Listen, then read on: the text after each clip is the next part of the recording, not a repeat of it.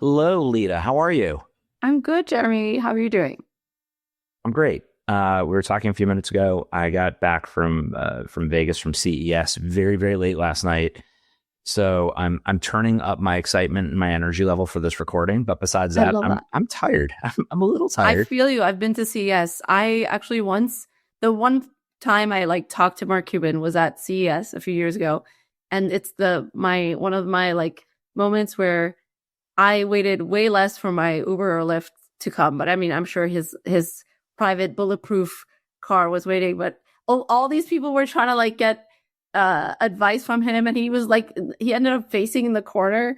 But yeah, CS is a wild time. You get 20,000 plus steps a day. Every So I day. feel So you. that was the best part. It balances out the calories for sure. That's true. That's true. Um, Tell us a little bit about yourself, just as we kick this off. Who do I have the pleasure of Yeah, speaking with? sure. I have a couple of technical degrees.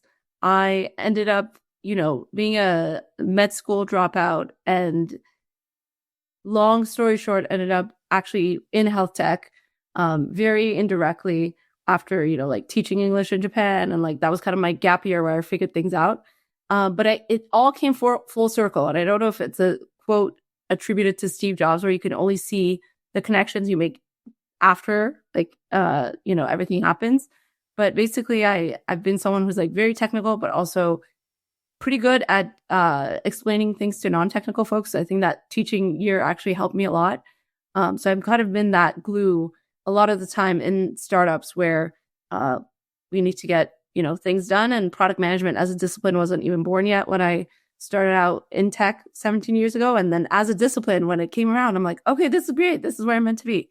So yeah, product manager now, and also do coaching, and really love doing both things every day.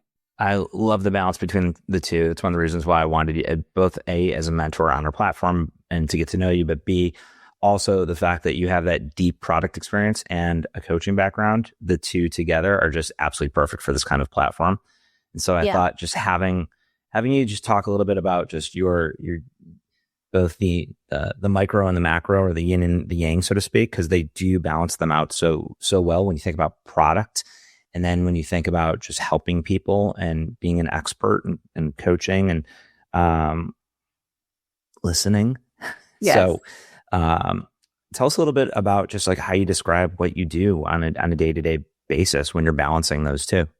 Yeah, yeah. So on the fractional product side, it's a lot of, advising, product strategy. So that's something that I transitioned to in 2024, where before I was working with one client at a time and rolling off the project after I helped them build from 0 to 1 and then stabilize. And then that's kind of when I felt complete.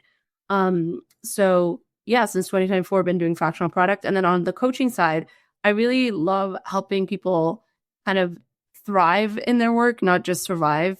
So there's a lot of brilliant people that are my clients that it's been really normalized to just go, go, go.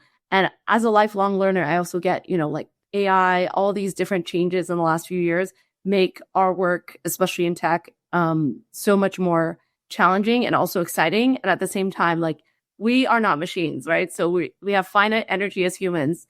So it's about helping people come to terms with that and to really thrive in their role, but beyond that, even in life. So that's what I really get excited about doing on the coaching side. Was there a moment where you realized I'm better helping others build across multiple different companies, being a fractional product leader, than just spending most of your time in one company? Or in the same deal with going and mentoring and giving and being a coach and being an expert and giving guidance to a myriad of different people?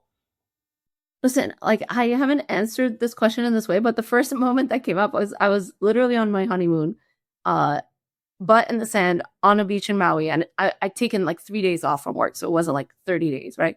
And it was a place that had unlimited vacation.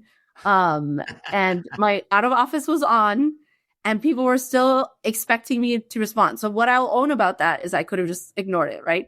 But I was putting out fires here, there, and that was really pivotal in me realizing, okay, I'm running a team where I'm kind of allowing this to perpetuate, even though it was a culture of the organization. And that really allowed me to not only work with a coach to, make myself obsolete in the best way I could with that role, and bring in someone else as a successor. But also to realize like, okay, this is something I can do and do a sustainable way and help others. So that's where like the mentorship piece comes in, because I've been there and done that. And I also wish other people aren't on their honeymoon, like answering work emails. Burnout is real. Burnout is super, super, super real. Yeah. I'm building 2 companies at once, and people ask how I do it. And one of my responses is just like, I genuinely am having fun, but it's because I'm building my own things. I'm not building it for other people or being 100%. Told what to do. So that part matters, but also the burnout component and having, when you work at a different tech company and you have multiple tech companies and you have unlimited PTO, there's real, unless you're setting boundaries to begin with and explaining what those boundaries are, or explaining or communicating to your team, both from above, equilateral and below, like, hey, this is my honeymoon. Do not bother me. Like, I'm going to have one of these. Hopefully.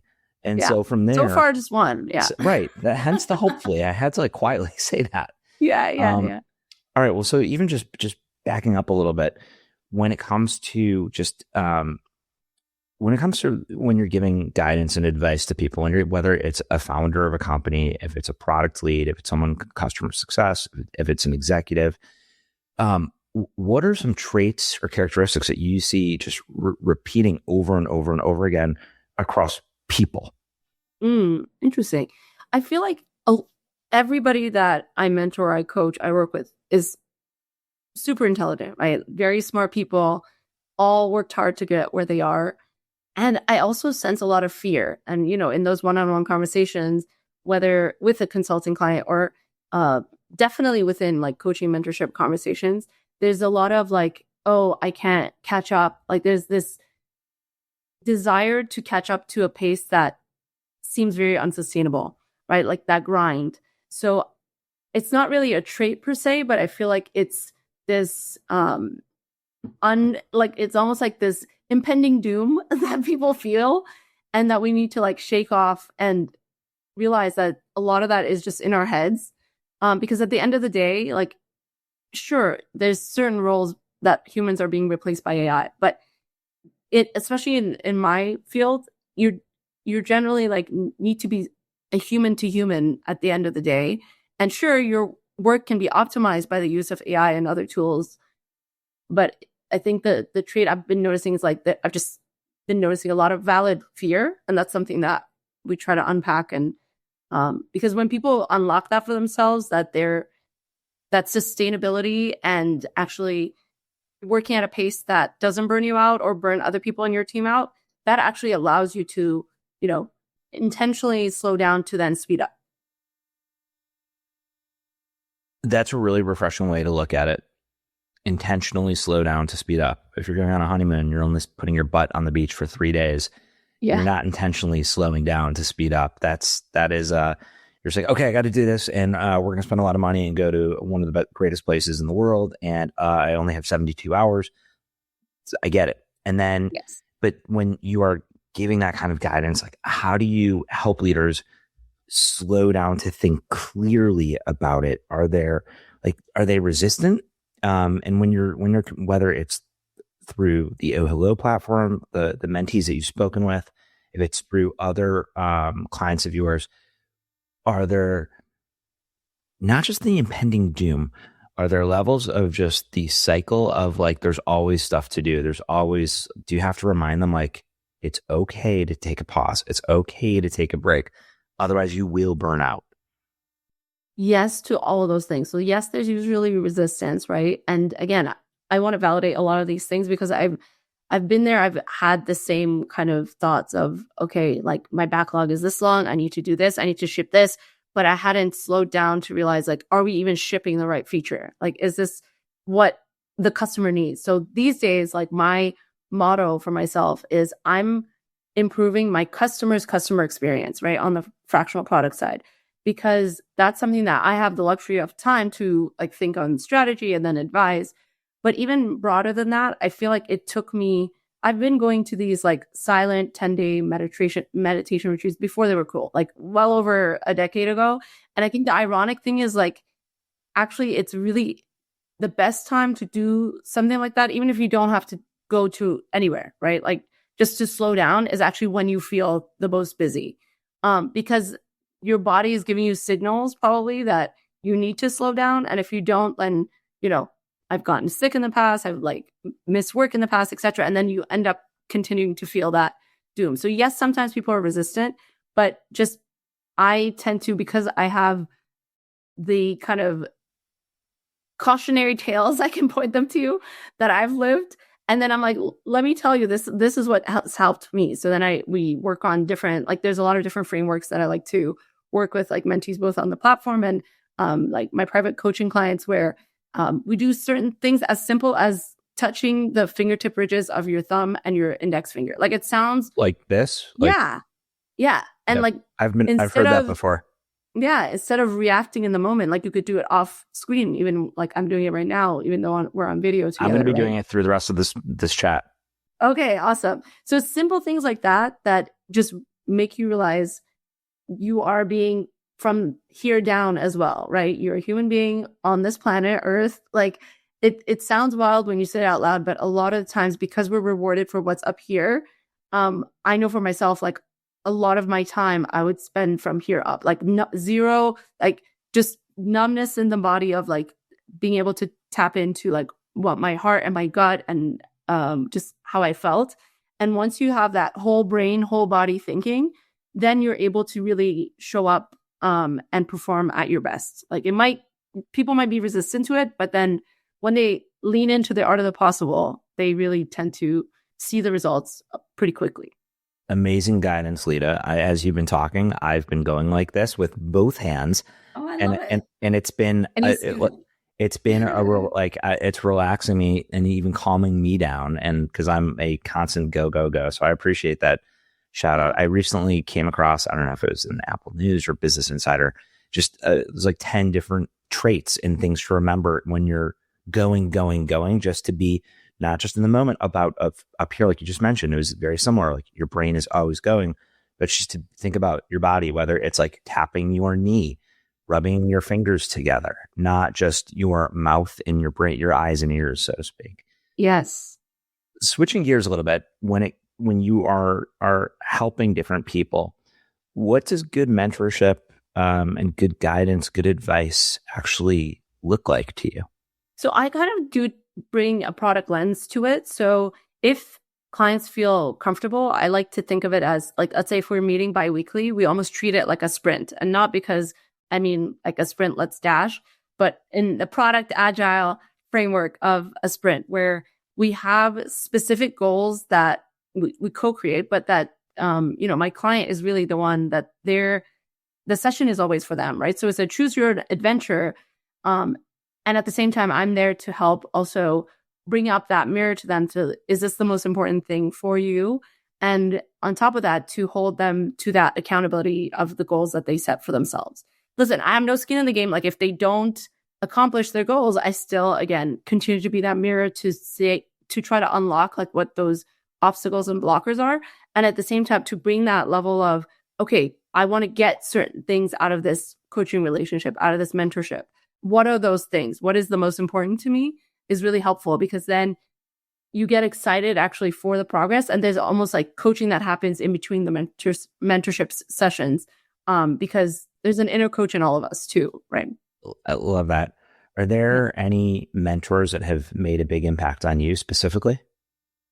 Yeah, like there's been several. The first person that came top of mind is Heidi Williams. She's a fabulous CTO that I met when I was living in San Francisco.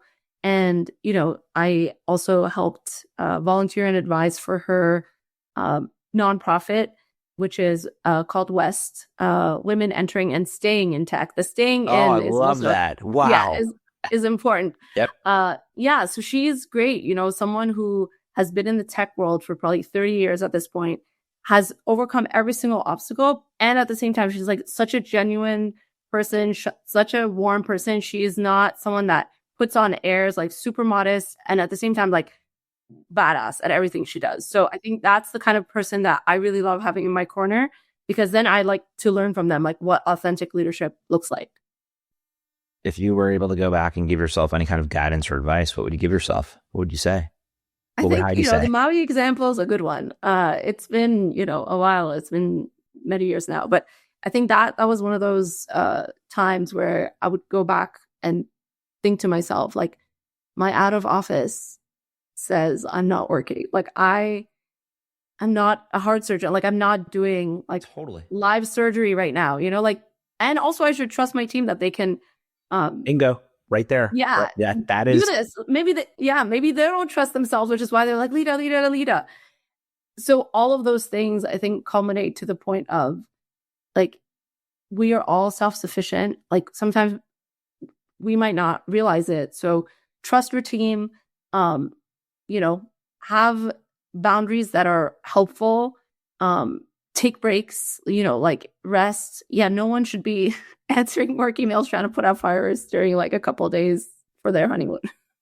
Any other parting words of wisdom that you would give to those watching and listening to this chat?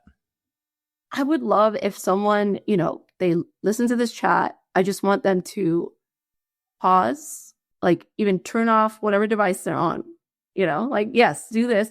Like, literally for 30 seconds, just realize you are a human being on this planet.